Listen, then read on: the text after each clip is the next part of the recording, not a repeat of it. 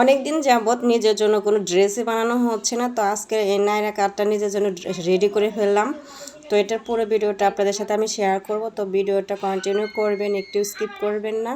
তো চলুন ভিডিওটা কন্টিনিউ করা যাক। সো হ্যালো এভরিওয়ান, আসসালামু আলাইকুম। অনামিকাস ড্রিম থেকে আমি অনামিকা চলে আসছি নতুন আরও একটি সেলাইয়ের ভিডিও নিয়ে।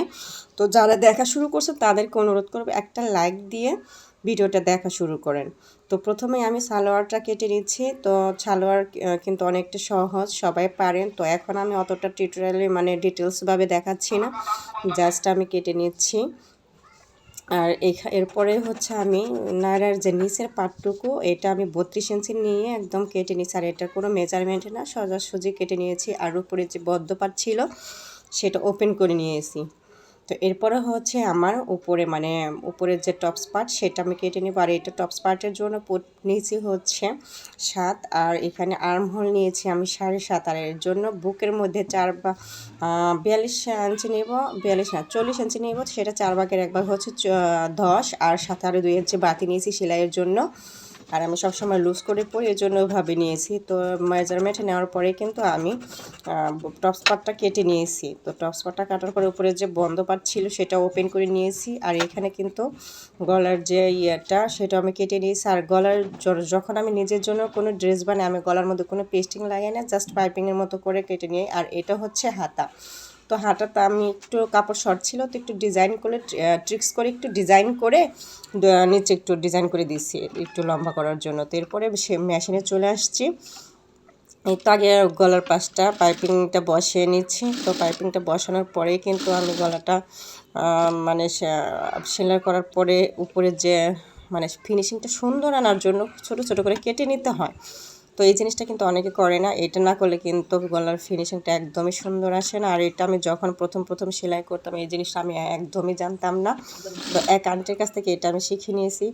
আর আমার সেলাই কিন্তু দেখা যাচ্ছে বেসিক জিনিসটা আমি একটু শিখছিলাম, আর পরবর্তী যে জিনিসগুলো সব আমি নিজে নিজে শিখেছি। তো এরপরে হচ্ছে নিচে যে কুচি পাট মানে নাইরা কাটে, তো সেই কুচি পাটটা আমি রেডি করে তারপরে মানে টস পাটের সাথে ওটা অ্যাড করে তারপরে কিন্তু হাতাটা রেডি করে নিচ্ছি।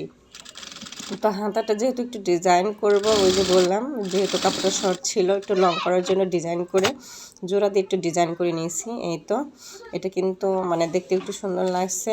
তো কাপড়টা একটু বেশি থাকলে পরে আরেকটু লম্বা করতাম, তো লম্বা যেহেতু হয় না, যেমনটা হয়েছে সেটা একটু চলে যাবে।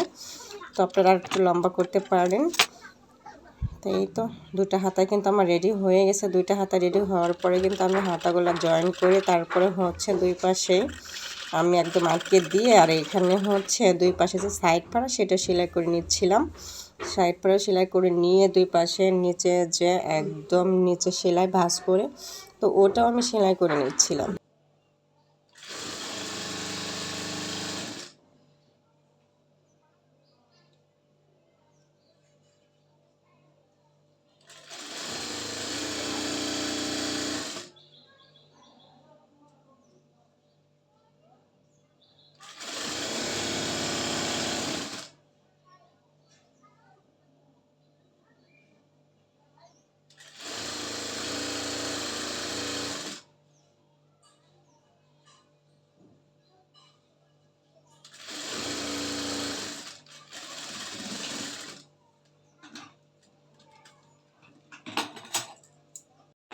আর এই তো ড্রেসটা কিন্তু একদমই রেডি, আর আমি পরিয়ে ফেলছি। আর এই ড্রেসটা কিন্তু আরও 2 দিন আগে রেডি করে ফেলছি, পরে একটু কুচকানো হয়ে গেছে মানে পরে ফেলছি।